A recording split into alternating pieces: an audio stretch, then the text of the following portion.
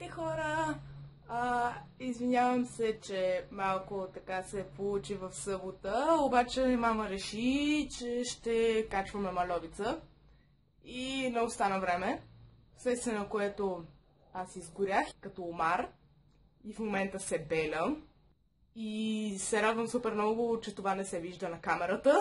Днес реших, че ще говоря за ЛГБТ обществото, а.к.а. хомосексуалните личности, мъжката част от които са наричани по много различни още начини: педали, педераси, гейтаци, педеруги.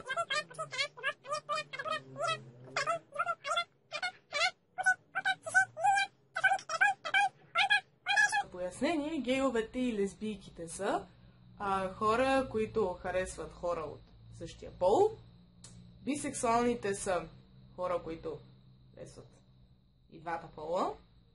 А транссексуалните са хора, които се възприемат по-различен от този, с който са родени. Това са 4 букви на съкръщението ЛГБТ.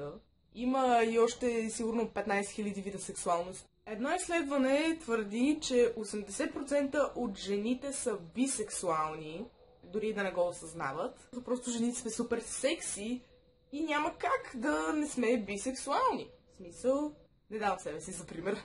Аз лично смятам, че всеки трябва да бъде такъв какъвто е, без, разбира се, да парадира с това. Ако си гей, то ти личи от 100 км и без да носиш чорпогашник и грим. Ако си гей, бъди гей, не транссексуален. Но с изключение, нали, на това, всеки има право вечер да си ляга с който пол иска и да обича когото иска. И никой от нас няма право да го съди за това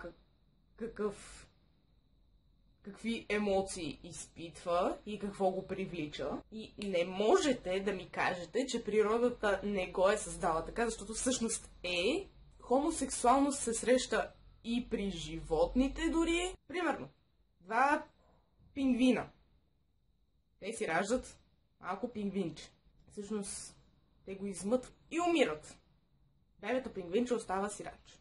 Ако няма хомосексуална двойка, която да го осинови един вид и да го отгледа, защото не може да си има свое, повярвайте ми, никоя хетеросексуална двойка няма да осинови чуждо бебе, докато може да си направи свое. Затова природата всъщност е създала хомосексуалност. Принципно, в началото, християнството всъщност супер много го е приемало и това е било наистина много често срещано. След което нещо се е случило там в църквата, тия кретени, и са го обявили за грях. Какъв грях може да е, ако в началото всъщност се е приемал и след това вече са го променили? Към всички родители, които имат намерение, ако детето им се окаже по-различна сексуалност от хетеро, да го оправят с бой, това няма как да стане. Човек не става такъв, а се ражда такъв. Така че няма да го направите нормално, защото то вече е. Единственото, което ще постигнете, е да се отдалечите от него и то просто да започне да крие повече неща от вас. Да крие с кого е гадже и най-вероятно накрая, когато го легализирате в България, вие даже няма да сте поканени на сватба. И всъщност наистина реално е научно доказано, че това е от гените и се случва и това каква сексуалност ще бъдеш, се определя още в зародиш, а не се случва след това. И като говорим за гейове,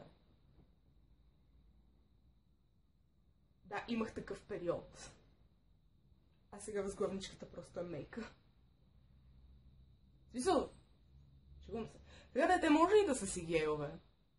Това не е смисъл, не засяга никого от нас, ако са гейове, нека си бъдат. Oh my god, One Direction, fangirling, oh my gosh, I love that. Ама те са гадни гейове.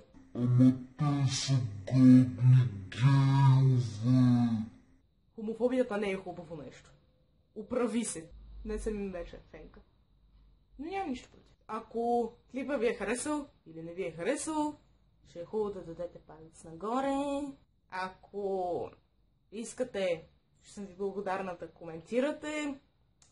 Може да се абонирате за мен, да знаете когато качвам нов клип. И ще съм ви много благодарна, ако го споделите, за да стигне до повече хора и така нататък. Отдолу в описанието ще има линк към Facebook страницата ми, към Instagram ми и може би към Snapchat ми, не знам, ще реша. Чао, до събота!